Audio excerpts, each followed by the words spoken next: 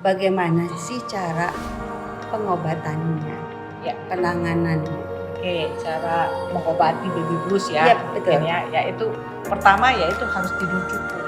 Ya mungkin pasangannya gantiin, yaitu dia disuruh istirahat dulu atau misalnya tinggal sama mertua, misalnya mertuanya jagain dulu anaknya, dia tidur dulu sementara gitu. Atau pada saat anaknya lagi tidur, dia juga tidur kayak gitu kan. Jadi gitu terus istirahat ya. Tadi saya bilang istirahat saat bayi lagi tidur. Istirahat yang cukup ya. Assalamualaikum warahmatullahi wabarakatuh. Selamat siang sahabat terbang. Selamat berjumpa lagi di podcast DP3A P2KB Terbang, terbaik dan membanggakan. Baik, nama saya Nur Hasanah. Pada saat ini saya akan menjadi host. Kemudian saya juga ditemani oleh narasumber kita. Ini sahabat saya juga.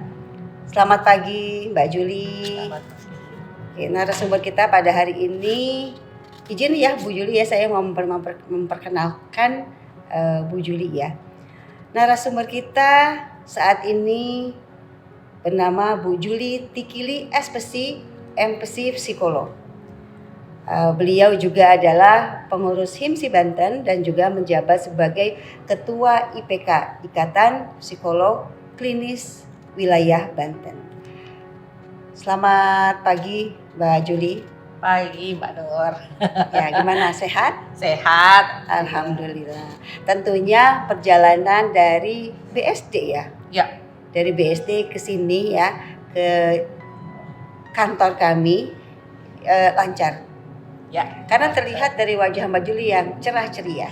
Sama. Dan tidak ada hambatan tentunya tadi di jalan ya Mbak Juli ya, alhamdulillah. Kita mau ngobrol nanti ya Mbak Juli, beberapa waktu ke depan kita akan membahas terkait dengan bahasan baby blues. Ya. Tema yang dipilih oleh podcast DP3AP2KB pada kali ini adalah atasi baby blues dengan support system. Kita belum tahu detail atau juga sahabat terbang belum tahu detail apa sih itu baby blues.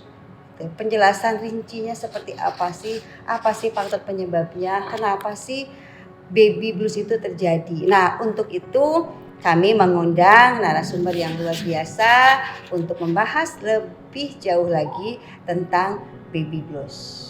Begitu ya Bu Juli ya. Siap ya Bu Juli? Siap dong. Alhamdulillah. Baik. Baby blues, kalau dari katanya itu sepertinya kita mudah memahaminya ya, ada dua kata baby blues. Tapi penjelasan secara psikologis dan secara medis, nah ini yang perlu saya tanyakan juga ke Mbak Juli. Ya. Apa itu baby blues?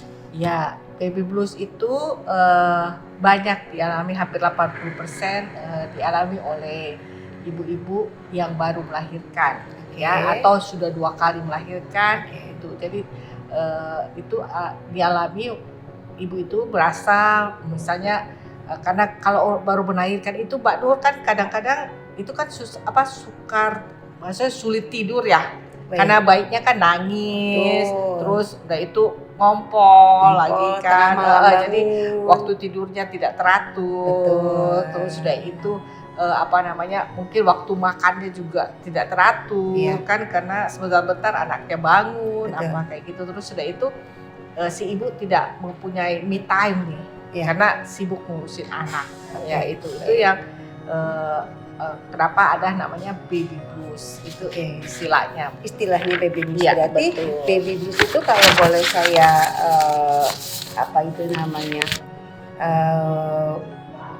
sampaikan lagi ya, tadi definisi yang Bu Juli sampaikan bahwa baby blues itu adalah kondisi yang dialami oleh ibu pasca melahirkan. Betul. Tadi ada yang namanya seperti kelelahan. Betul. Kemudian ada cemas juga di sana. Ya, betul. Ya. Kalau kita sering dengar berita. Ya. Gitu ya, Mbak Juli ya. Banyak sekali berita tentang ibu-ibu pasca melahirkan. Kemudian ada berita-berita yang lumayan mengerikan ya kalau kita dengar ya, ibu membunuh bayi, kemudian ibu melempar bayinya ke rel kereta, Iya. ke sungai, ataupun dicekik, ataupun dibekap pakai bantal dan lain sebagainya, atau juga ada ibu pas melahirkan yang konflik dengan suami, menyalahkan suami, bahkan sampai melakukan atau menghilangkan nyawa suami, Iya, begitu betul. ya. Dari berbagai sumber katanya itu juga dipicu oleh baby blues. Kalau tadi saya dengar dari Bu Juli pembahasannya seperti itu, berarti sangat mengerikan ya, karena faktor kelelahan, karena faktor apa tadi? Cemas.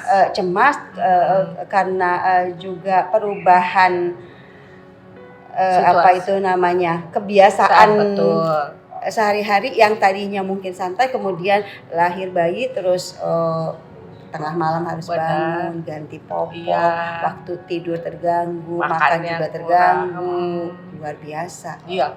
ya. Nah, apakah baby blues ini bisa berlanjut, atau berapa lama sih durasi baby blues itu yang dialami oleh ibu pasca melahirkan? Ya, kalau yang biasa ya, yang normal ya, itu untuk yang dialami setiap wanita yang baru melahirkan itu kan kurang lebih 10 hari sampai ya 2 10 mingguan hari lah ya. sampai 2 minggu. Baik. Tapi kalau lebih dari itu Ya. kan berarti dia masuk ke tahap depresi pasca melahirkan itu gitu loh. Baik. Jadi itu yang harus ditangani, Ya. yang harus ditangani oleh seorang psikolog gitu Baik. loh Mbak. Jadi itu yang kita harus lihat ya, Ya. seberapa parahnya dia Ya. gitu. Oke, berarti ketika seorang ibu pasca melahirkan mengalami baby blues, pemirsa, ternyata ibu melahirkan juga atau yang mengalami baby blues juga bisa, yang tadinya cuma 10 hari atau Ya. juga 2 minggu bisa berlanjut ternyata. Betul. Disebut depresi pasca melahirkan atau postpartum depression. Nah, yang mau saya tanyakan adalah ketika seseorang itu mengalami postpartum depression, Ya. begitu ya, apakah itu juga dipicu oleh, baik sahabat terbang, mohon maaf tadi ada kendala teknis ya, kita lanjutkan ya beberapa obrolan kita ke depan. Baik Mbak Juli, Ya. tadi Mbak Juli sudah sampaikan bahwa baby blues itu durasinya selama kurang lebih 10 hari atau sampai 2 minggu. 2 minggu, dan itu bisa menghilang dengan sendirinya, bisa pulih dengan sendirinya tanpa ada perawatan medis atau juga ahli, begitu ya. Nah, yang jadi pertanyaan saya adalah apakah baby blues ini juga bisa berkelanjutan atau bisa tambah parah? Ya, makasih Mbak. Jadi baby blues itu bisa tambah parah gitu Ya. loh. Kalau umpamanya dia berkelanjutan karena lebih dari 2 minggu misalnya gitu kan. Itu namanya yang kita sebut yang pasca melahirkan itu. Depresi pasca pasca melahirkan itu. Jadi itu yang lanjutannya gitu loh Mbak. Dan itu juga ya harus butuh ya itu tadi bantuan psikolog gitu loh untuk mengatasi itu. Betul. Nah, ini yang kita perlu tahu ya, sahabat terbang ya, karena kalau tidak mendapatkan penanganan ahli ya akhirnya tadi yang kita dengar tuh informasi di berita sebegitu mengerikan dampaknya ya. Baik. Nah, kondisi depresi pasca melahirkan atau juga kita sebut dengan postpartum depression. Apakah individu yang mengalami itu ya itu juga dipicu oleh adanya gejala-gejala sebelumnya, misalnya ada juga gangguan atau juga komorbid di individu tersebut ya, trauma atau juga mungkin PTSD bahkan begitu, bagaimana? Ya, jadi itu bisa jadi karena dia bisa lanjut ya, istilahnya jadi depresi yang pasca melahirkan itu, misalnya dia mengalami satu kehamilan yang dia tidak inginkan gitu loh Mbak. Jadi maksudnya misalnya karena kecelakaan, Iya. tanda kutip ya. Terus merasa rendah diri juga gitu kan. Terus dia juga merasa tidak memiliki pasangan yang tadi hamil di luar nikah gitu kan. Terus dia juga merasa kecewa atau tidak puas sama pasangannya sendiri gitu loh. Jadi maksudnya banyak kekecewaan ya dia dapat dari pasangannya. Terus dia juga takut melahirkan. Ya, sebenarnya mungkin dia punya trauma masa lalu yang pernah melahirkan ternyata keguguran atau sakit atau apa, jadi takut melahirkan. Terus dia melahirkan secara sesar, ya kan, mengalami persalinan yang berisiko kayak gitu. Persalinan berisiko. Terus dia mengalami kecemasan atau stres pada saat hamil kayak gitu. Itu juga bisa terjadi. Terus dia melahirkan bayi bayi pertama, itu kan butuh banget ya support system. Kalau dia tidak dapat penyesuaian juga dengan dirinya yang biasa hanya berdua misalnya bisa kemana-mana, ternyata sekarang harus menjaga bayi. Terus ya riwayat ya itu depresi atau kecemasan, terus kurangnya ya dukungan sosial itu loh Mbak. Ya, jadi itu sama mungkin dia kurang vitamin juga gitu loh. Jadi kan kurang vitamin misalnya kan karena kurang makan kan mempengaruhi hormonnya juga gitu kan. Gizinya jadi tidak seimbang mungkin ya. Betul.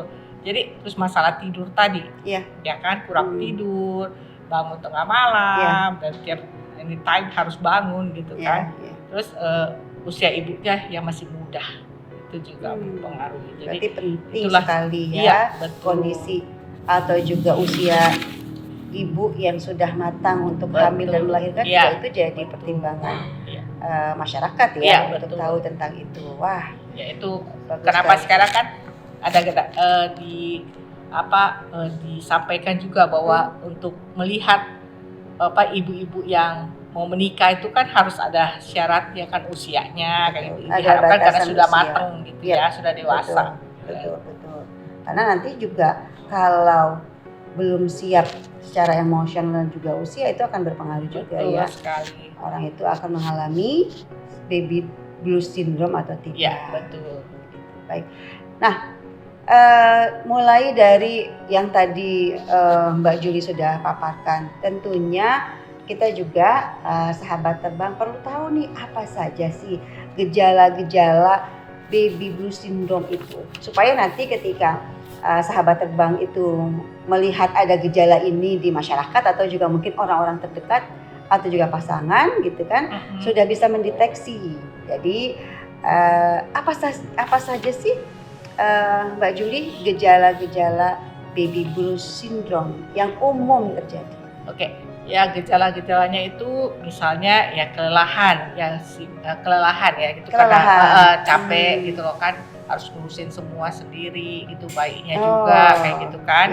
Terus dia mudah jadi gejalanya itu dia juga mudah tersinggung, mudah marah kayak gitu dan mudah cemas gitu loh. Nanti aduh kok bisa gini, kok bisa gitu gitu ya. Terus kesedihan, terus kemurungan, terus juga dia merasa ya itu cemas lagi gitu kan. Terus dia menangis gitu loh Mbak, kehilangan selera makan. Menangis tiba-tiba nangis gitu loh. Jadi tiba-tiba gembira gitu, tapi tiba-tiba dia nangis gitu loh kan. Biasa kadang-kadang tanpa sebab nangis. Gitu kan. Kehilangan selera makan juga karena kan ya itu sibuk tadi kan, capek itu akhirnya selera makannya. Terus ya tadi sulit tidur. Terus dia juga merasa kewalahan dengan tugasnya gitu. Tugas menjaga bayi itu gitu kan. Terus sudah itu kesulitan berkonsentrasi atau membuat keputusan karena ya tadi kan karena kurang tidur kan, kita sendiri kalau kurang tidur kan susah. Betul. Bukan cuma lelah secara fisik betul, secara mental juga. Betul. Ya. Bayang ya sahabat terbang, kalau kondisi gejala tadi yang sudah disebutkan oleh Ibu Julie itu ada pada diri ibu pada saat setelah melahirkan, kemudian juga gejalanya ini tetap ada melebihi batas waktu. Nah, bisa dibayangkan, jangankan ibu pasca melahirkan, kita aja yang tidak sedang dalam kondisi itu luar biasa. Iya. Apabila dalam kurun waktu 10 hari atau 2 minggu itu terus mengalami kondisi seperti yang disebutkan oleh Bu Juli tadi. Iya. Oke. Wah, ini tentunya masyarakat banyak dapat edukasi nih. Iya, mudah-mudahan ya. Insya Allah. Sekarang kalau tadi sudah disebutkan gejalanya seperti apa, kemudian juga penyebabnya supaya sahabat terbang itu tahu apa sih yang harus dilakukan gitu, supaya prepare, ada pencegahan ya. Apa sih penyebabnya? Apa sih yang menyebabkan seseorang itu mengalami baby blues? Oke, ada sebenarnya sih ada 3 penyebabnya ya, yaitu perubahan hormon ya. Perubahan Jadi hormon. orang yang baru melahirkan kan perubahan hormonnya itu kan terjadi ya. Betul. Jadi dari misalnya normal ke sesar, terus kayak gitu, terus stres ketika merawat bayi yang baru lahir, itu kan butuh banget banyak sekali yang harus dia pelajari, kayak gitu, apa yang harus dilakukan dan sebagainya, gitu kan Mbak.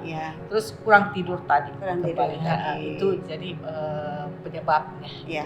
Yang biasanya durasi tidurnya cukup, ya, betul. Hanya mengurus diri sendiri. Ya, ini hanya 1 jam, mungkin 2 jam, betul. Gitu kan. Dengan hadirnya ya harus ngurus rumah tangga juga, betul, kayak ngurus gitu. rumah tangga, ya. Baby hadir, betul. gantikan popok dan lain sebagainya ya. Ya. Tentunya itu jadi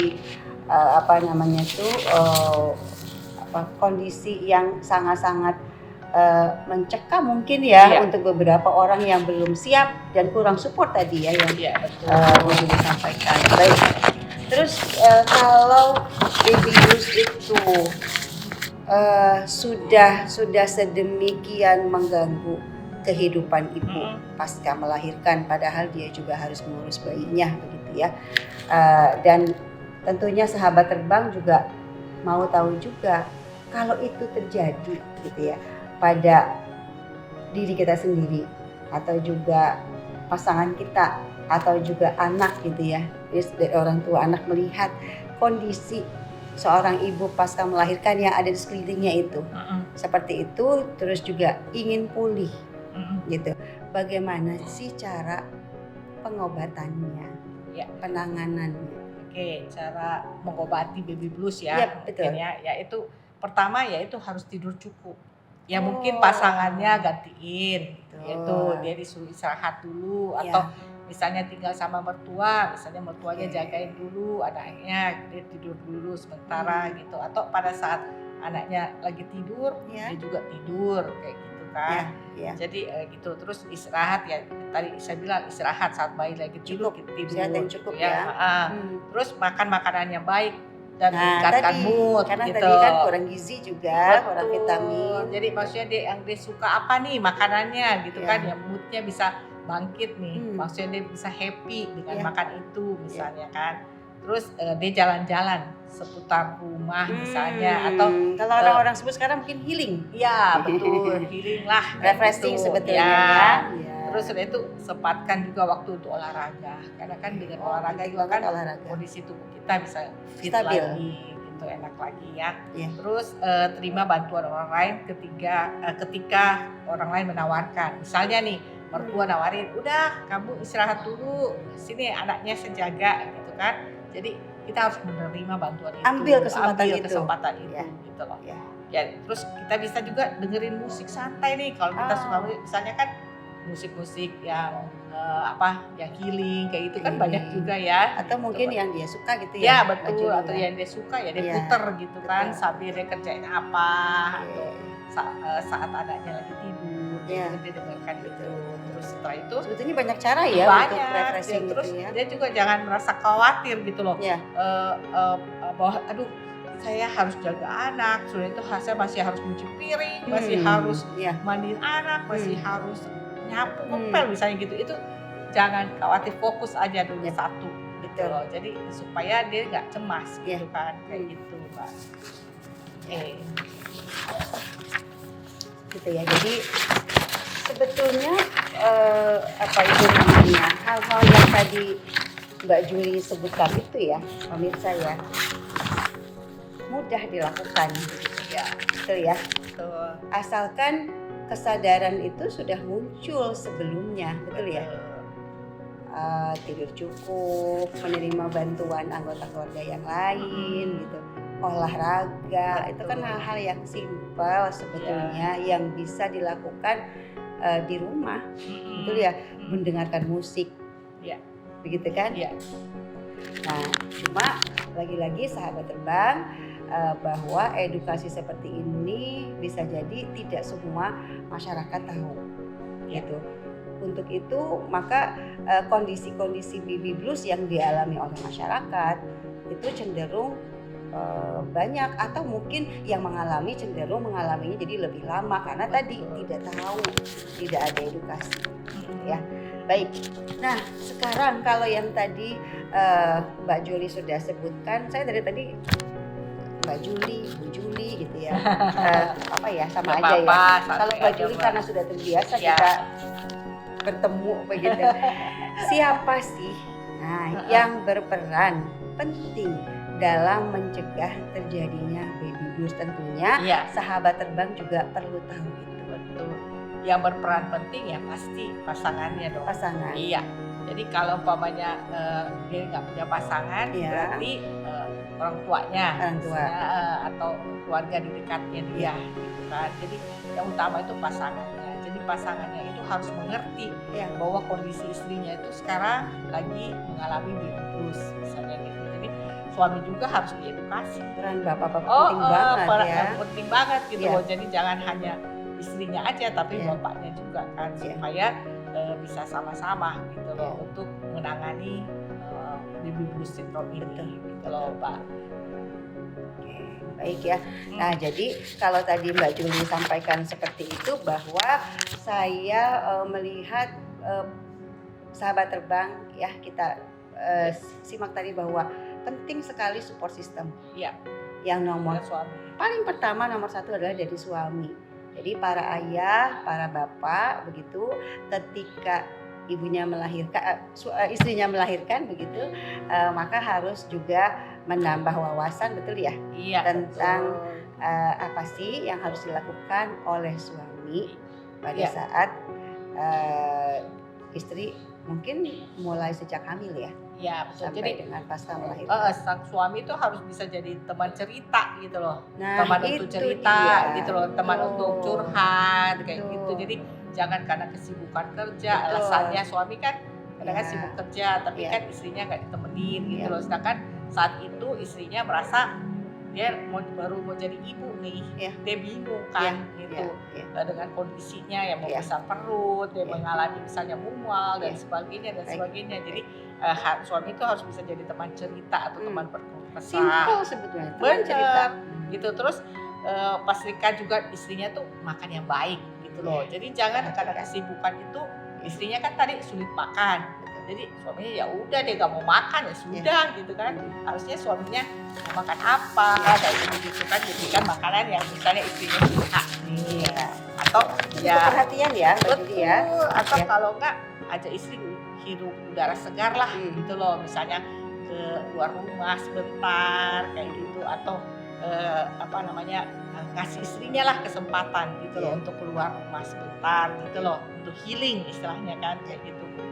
Terus bantu juga pekerjaan rumahnya. Jadi harus bagi tugas gitu loh. Di saat istrinya lagi menjaga anak misalnya, suaminya ya nyuci piring lah gitu kan. Kalau suami sibuk bekerja, kira-kira siapa sih yang juga boleh mensupport itu tuh, membantu itu pekerjaan rumah misalnya? Benar. Jadi misalnya ada ART lah bisa, atau kalau enggak ya orang tua, kalau enggak saudara mungkin, ya kan. Jadi ada yang mendampingi gitu loh di saat itu. Mungkin cukup ya bahasan kita ya tentang baby blues ya. Baik sahabat terbang, begitulah bahasan kita pada hari ini tentang baby blues, bahwa baby blues merupakan kondisi psikologis yang dialami oleh kebanyakan ibu pasca melahirkan, dan kondisi itu terjadi kurang lebih 1 minggu atau juga hingga 2 minggu dialami oleh seorang ibu. Dan apabila kondisi itu berlanjut, maka itu dinamakan dengan depresi pasca melahirkan. Apabila itu terjadi, maka ibu tersebut membutuhkan penanganan psikologis yang lebih serius. Apabila sahabat terbang mengalami atau juga melihat kondisi seperti ini, maka segeralah mencari profesional untuk membantu kondisi pemulihan si ibu. Akan tetapi, bagaimana supaya hal ini tidak terjadi, maka pencegahan harus dilakukan. Tadi Ibu Juni sudah sampaikan bahwa peran keluarga sangat-sangat penting untuk membantu memulihkan kondisi ibu tersebut. Dan supaya tidak terjadi, maka support suami, ibu, atau juga keluarga yang lainnya sangat penting. Itu saja mungkin saya bisa tambahin kata-kata penutup ya. Boleh. Jadi mungkin saya punya kata-kata yang saya kutip ya dari suatu sumber, yaitu duniaku adalah dunianya, aku harus bahagia. Terus ketika aku merasa lelah dan sedih, aku harus selalu bahagia agar anakku bahagia juga gitu. Jadi kan anak bahagia kalau ibunya juga bahagia. Ya, jadi itu semua keluarga juga bahagia kalau ibunya bahagia gitu kan. Ya, itu aja kalimat Nur. Iya, terima kasih ya Bu Juli ya. Ingat, ibu bahagia, anak juga bahagia. Ya. Itu para suami, bahagiakanlah para istri. Iya. Itu saja. Terima kasih Bu Juli, luar biasa pembahasannya. Mudah-mudahan ini bermanfaat untuk masyarakat, untuk sahabat terbang. Terima kasih. Terima kasih sekali lagi. Sampai bertemu lagi di podcast DP3A P2KB Terbang. Terbaik dan membanggakan. Sampai jumpa.